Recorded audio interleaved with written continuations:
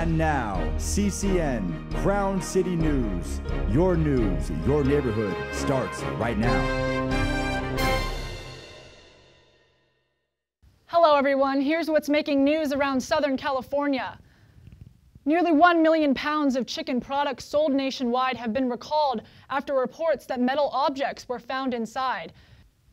Officials with the U.S. Department of Agriculture, Food Safety and Inspection Services say about 933,000 pounds of breaded chicken products sold between December 19th and March 7th are subject to recall. The Oklahoma City-based company OK Foods Incorporated received 5 complaints from customers who said they had found metal shards in the chicken product.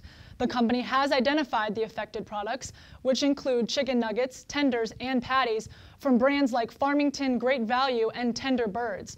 The affected products are labeled P7092 in the USDA mark of inspections on the packaging. Consumers with questions about the recall are asked to call 479-312-2409. Kaiser Permanente has announced plans to replace an old Pasadena office building into a state-of-the-art medical school. Southern California Kaiser Medical School has been in the works since December 2015. The final location of Pasadena was announced at the beginning of this year.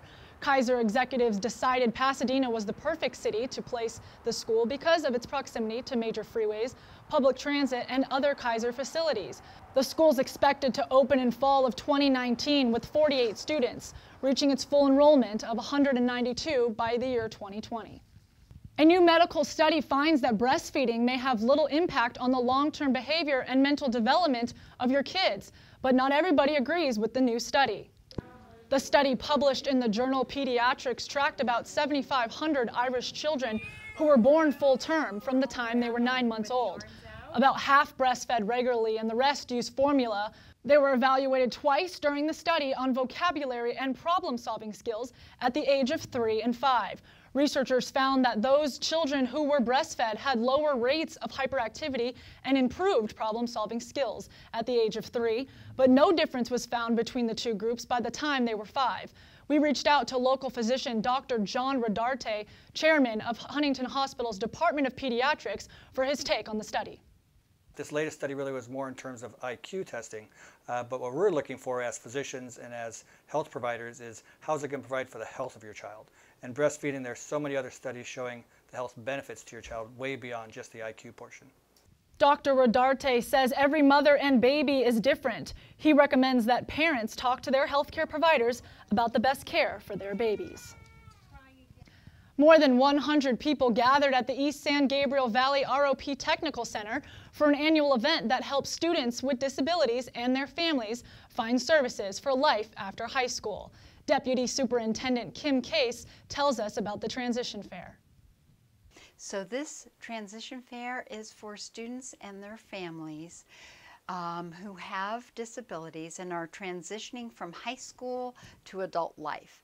So there's education services, training services, independent living services that all come together, and families then have an opportunity to find out what are the resources available to them after high school.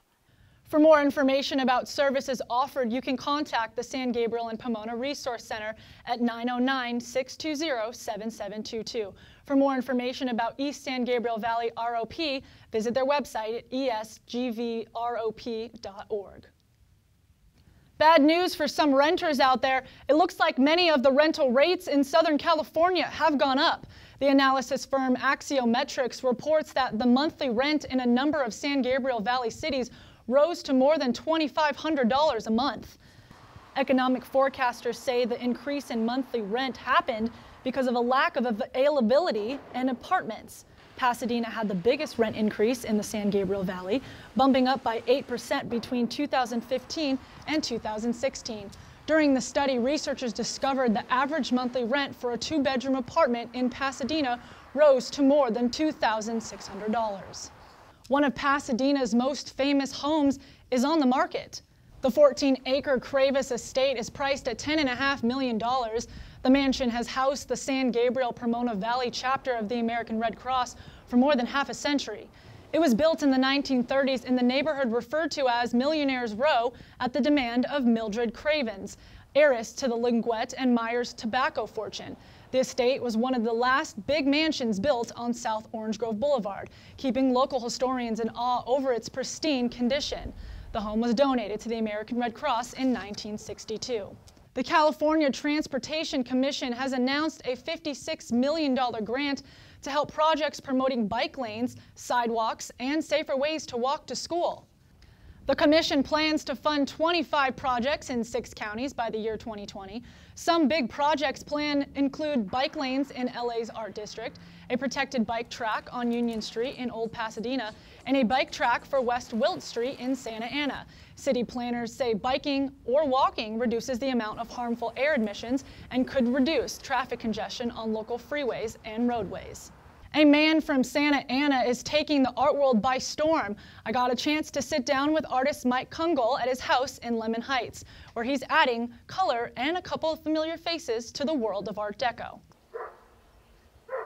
Tucked high in the hills of Santa Ana sits a house with views from the valley clear to the ocean. But while the house may look normal from the outside, open the doors and you step into a whole new world. Anything that you see as visual entertainment to put on your wall or pick up off a grocery store shelf is what I create. Mike Kungl is a professional graphic designer and a fine arts painter, creating everything from digital prints to giant elaborate murals. Always had a passion for artwork, but never knew that it would go in this direction. I just always liked it. Born in the Los Angeles area, Kungl will tell you art has always been a part of his life. Where did the passion come from then? Were your parents artists? No, the passion, I think that the passion just was inherent of my soul. I honestly believe that. Finding the knack early on, what was once a hobby soon became talent people around him could easily see. My art teacher said, Mike, you should probably go to college to, for art, some kind of commercial graphics industry, And I said, okay, I'll check that out. Leaning on his childhood for inspiration, characters from familiar shows quickly made their way onto Kungl's canvases.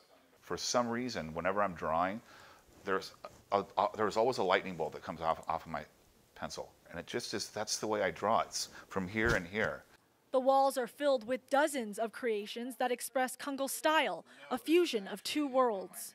So where did the Art Deco part of that whole fusion that you've created now, where did that start? What I call it is a 21st century Art Deco, and it's basically a new version of Art Deco based on the 1920s and 1945 era. Influenced by the forefathers of industrial design, the architecture surrounding the world of Art Deco stays alive in every unique piece. Look at the Chrysler Building, Empire State Building, the Golden Gate Bridge, some of the most monumental, monolithic landmarks of our generation these are the most beautiful things that are still existing. The artist created M. Kungl Studios in 1987. Kungl has worked with heavyweights like Lucasfilms, Disney, Pixar, Marvel, and Warner Brothers, all from the comforts of his in-house studio. I don't work for anybody. I'm self-employed, but I have contracts with people to allow, the intellectual property owners that allow me to create their art and distribute it. Inspired by two different worlds, one of luxury and one of fantasy, the popular artist keeps his head level, creating something for everyone. Whomever comes by an event that I have the pleasure to meet, that wants to come meet me, whether it be the president of a Fortune 500 company or a 4-year-old girl with a lollipop and sticky fingers, they are both going to get the same treatment. Kungl is also an avid dog lover. He donates a portion of all his online profits to his favorite animal rescue. If you're interested in learning more about Kungl's paintings, visit his website at www.mkungl.com, Kungl spelled Kungl. That's it for this show. Catch more stories on our website, crowncitynews.com. Thanks to the Crown City News for their great work. I'm Alexis Walker. For all of us here, thanks for watching, and we'll see you next time.